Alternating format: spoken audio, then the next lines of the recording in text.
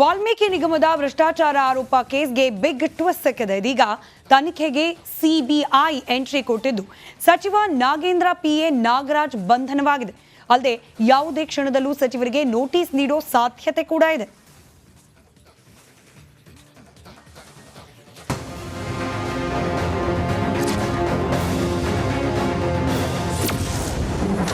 ವಾಲ್ಮೀಕಿ ನಿಗಮದ ಭ್ರಷ್ಟಾಚಾರ ಕೇಸ್ಗೆ big twist.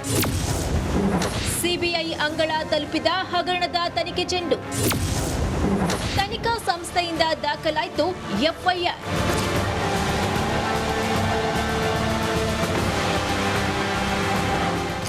Valmiki ನಿಗಮದ ಅಧೀಕ್ಷಕ ಚಂದ್ರಶೇಖರನ್ ಆತ್ಮಹತ್ಯೆ ಕೇಸ್ ಭಾರಿ ಭ್ರಷ್ಟಾಚಾರವನ್ನ ಬಯಲಿಗೆಳೆದಿದೆ.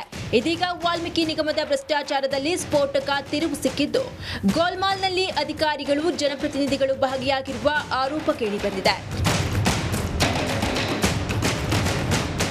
ವಾಲ್ಮೀಕಿ ನಿಗಮ ಹಗರಣದ ತನಿಖೆ ಅಖಾಡಕ್ಕೆ ಸಿಬಿಐ ಎಂಟ್ರಿ ಕೊಟ್ಟಿದೆ.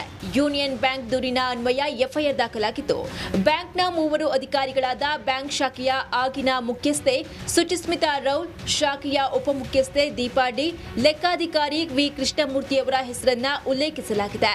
ಈ ಆಧಾರದಲ್ಲಿ ಸಚಿವ ನಾಗೇಂದ್ರಗೆ ಸಿಬಿಐ ನೋಟಿಸ್ ನೀಡುವ ಸಾಧ್ಯತೆ ಇದೆ.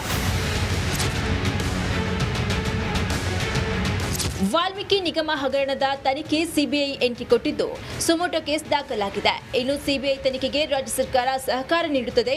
ಅಗತ್ಯ ಬಂದ್ರೆ ಸಿಬಿಐಗೆ ಕೇಸ್ ಕೊಡ್ತೀವಿ ಅಂತ ಗೃಹ ಸಚಿವ ಡಾಕ್ಟರ್ ಜಿ ಪರಮೇಶ್ವರ್ ಹೇಳಿದ್ರು. ಬ್ಯಾಂಕಿನಿಂದ ಪತ್ರ ಬರೆದಿದ್ರು.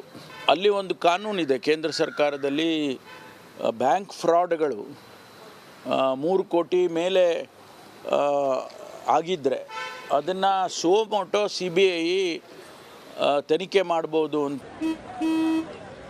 ನಡಿ ಈಗ ಶುರು ಮಾಡೋಣ. ಕೇಸರಿಯಿಂದ ಮನೋಲ್ಲಾಸ ಮನಸ್ಸು ಮತ್ತೇರಿ ಕುಣಿದಾಡಿದೆ ನೋಡು, ಮನಸ್ಸು ಮತ್ತೇರಿ ಕುಣಿದಾಡಿದೆ ನೋಡು. ಕ್ಷಣ ಕ್ಷಣವೂ ಆಚರಿಸಿ ಕೇಸರಿ ಹಬ್ಬ. ವಿಮಲ್ ಬಾಯಲ್ಲಿ ಹೇಳಿ ಕೇಸರಿ ಹೇಳಿ ಅಲ್ಲಿ ನಿಯಮಗಳಲ್ಲಿ ಇದೆ.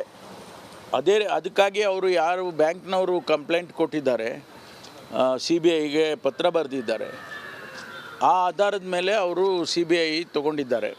ರಾಜ್ಯ ಸರ್ಕಾರ ಎಲ್ಲ ರೀತಿಯ ಸಹಕಾರವನ್ನು ಕೊಡುತ್ತೆ. ಈ ನಡುವೆ ಹಗರಣಕ್ಕೆ ಸಂಬಂಧಿಸಿದಂತೆ ಇತರ ರಾಜ್ಯಗಳಲ್ಲೂ ಎಸ್ಐಟಿ ಕಾರ್ಯಾಚರಣೆ ನಡೆಸ್ತಾ ಇದೆ. ತೆಲಂಗಾಣದ first finance credit cooperative society ಅಧ್ಯಕ್ಷ ಸತ್ಯನಾರಾಯಣ ಇಟಕಾರಿಯನ್ನ ಬಂಧಿಸಿ 8 ದಿನ ಎಸ್ಐಟಿ ಕಸ್ಟಡಿಗೆ ತೆಗೆದುಕೊಂಡಿದ್ದಾರೆ. ವಾಲ್ಮೀಕಿ ಹಗರಣದ ಬಗ್ಗೆ ಸಾಲು ಪ್ರತಿಭಟನೆಗಳು ನಡೆದವು. ವಿರೋಧ ಪಕ್ಷಗಳು ಸಚಿವ ನಾಗೇಂದ್ರ ಹಾಗೂ ಸಿಎಂ ರಾಜೀನಾಮೆಗೆ ಆಗ್ರಹಿಸಿ ವಾಗ್ದಾಳಿಯನ್ನು ನಡೆಸುತ್ತಿವೆ.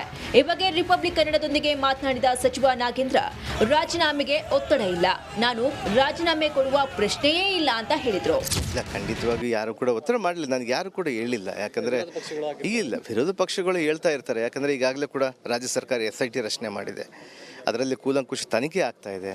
ತನಿಖೆಗೆ ಬಂದ ಮೇಲೆ ಇವತ್ತು SIT ಕೂಡ ಅಂತೇಳಿ ನಾನು ಹೇಳಿದ್ದು ಇಲ್ಲ. ಯಾಕಂದ್ರೆ ನಾನು ಸಚಿವನಾಗಿ ಇದರಲ್ಲಿ ತಪ್ಪಿತಸ್ಥರನ್ನ ನಾನು ಸಸ್ಪೆಂಡ್ ಮಾಡಿದೆ. ಅಲ್ಲಿರುವಂಥ ಒಬ್ಬ ಅಧಿಕಾರಿಗೆ 2 ಅಧಿಕಾರಿಗಳನ್ನು ಸಸ್ಪೆಂಡ್ ಮಾಡಿದ್ವಿ. ಅವನು ಯಾತಕ್ಕಾಗಿ ಸತ್ತ, ಆ ಒಬ್ಬ ಚಂದ್ರಶೇಖರ್ ಅನ್ನುವಂಥ ಅಧಿಕಾರಿ ಪಾಪ ಒಳ್ಳೆ ಅಧಿಕಾರಿ ಇದ್ದ, ಅವ್ರು ಯಾವ್ದಕ್ಕೆ ಸತ್ತರು, ಇವನ್ನೆಲ್ಲ ಕೂಡ ಕೂಲಂಕುಷವಾಗಿ ನಾವು ಇದು ಮಾಡ್ತಾ ಇದೀವಿ, ತನಿಖೆ ಮಾಡ್ತಾ ಇದೀವಿ. ಇನ್ನು ವಾಲ್ಮೀಕಿ ನಿಗಮದ ಬ್ರಹ್ಮಾಂಡ ಭ್ರಷ್ಟಾಚಾರಕ್ಕೆ ಸಂಬಂಧಿಸಿದಂತೆ ಒಂದೊಂದೇ ಮಾಹಿತಿ ಹೊರಬೀಳ್ತಿದೆ. ಇದೀಗ ಸ್ವಯಂ ದೂರು ದಾಖಲಿಸಿಕೊಂಡ ಸಿಬಿಐ ಸಚಿವ ನಾಗೇಂದ್ರಗೆ ನೋಟಿಸ್ ಕೊಡುತ್ತಾ ಅನ್ನೋದನ್ನ ಕಾದು ನೋಡಬೇಕಿದೆ. Bureau report, Republic Kannada.